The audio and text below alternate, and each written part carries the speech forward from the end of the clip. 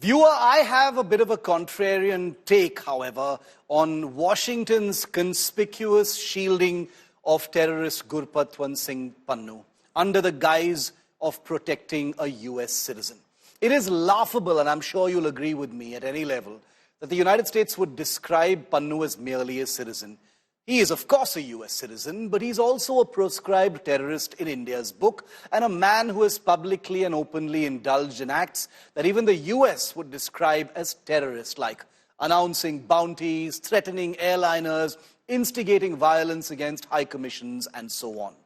You're hearing a narrative right now that the US Department of Justice pursuing the assassination plot against Pannu is based on a CIA counterintelligence operation that intercepted India's insidious plans to bump off Pannu on US soil.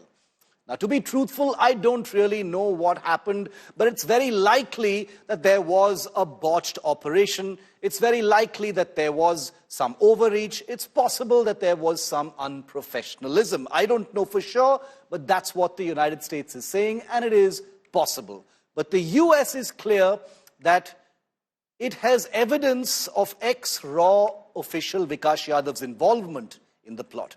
I somehow differ with this whole caught in the act narrative, if you'll forgive me. The United States has by far, as you know, the most powerful counterintelligence network on earth.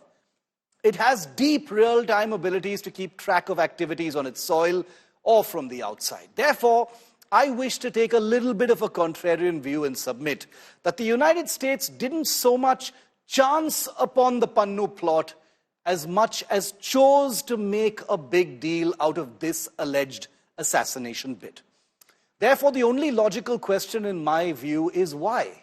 Why, viewer, is the United States under Joe Biden choosing to injure relations between the two countries by making a designated terrorist on its soil a point of contention? Could this not have been sorted out behind closed doors?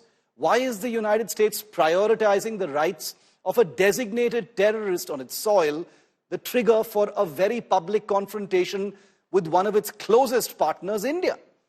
Remember that intelligence-related operations are usually dealt with quietly and behind the scenes, especially with countries you are friends with. So then I return to my submission. This isn't about procedure or citizenship, or morality, or doing the right thing. The United States, in my view, has chosen to highlight the Pannu case and chosen to do so publicly as a message. Again, I submit, the only question is why? India becoming too big for its boots, going outside the rules-based order, overreach, trying to do things beyond its abilities. It is not uncommon for countries to maintain intelligence pressure points against other countries, even ones that they're friendly with. Security assets like Pannu maintained in their countries in order to use as leverage when necessary are routine aspects of covert diplomacy. But the Pannu flashpoint isn't covert. That's the point. The United States has decided to make it fully public as a lesson, as a message. So again, I ask, why has it chosen to do so? Did it go to the Indian government first, hit a wall, and then decide to go public? There is no evidence of that. The flashpoint is discordant when you think about the huge strides India and the US are making in virtually every other sphere, including diplomacy. Just this week, India and the US signed a mammoth deal for advanced armed Sea Guardian drones, hardware the US reserves for its closest friends and military allies, as I said. India also selected US engines for its next generation of warships, as I just showed you. Experts believe India and the US are able to insulate the core of their strategic relationship, their friendship, from the messiness, the messy nature of the public unpleasantness over this whole Pannu affair. But that still doesn't answer our question, does it? Why has the US chosen to do this? Is it to contain India? Is it to teach a friend a lesson saying, know your limits?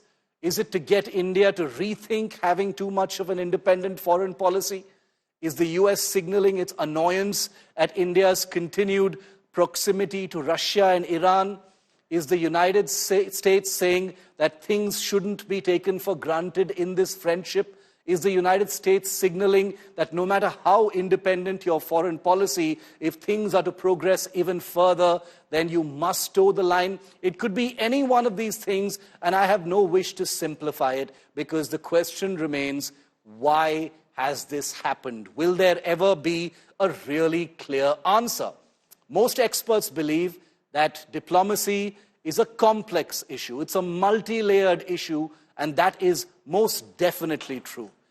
But when the Pannu flashpoint becomes the public face of the engagement between these two countries, thanks in no small part to the media, because this is happening in public for a reason, one has to question the intentions and one has to question the future of its impact on other very, very strong aspects of the India-US relationship.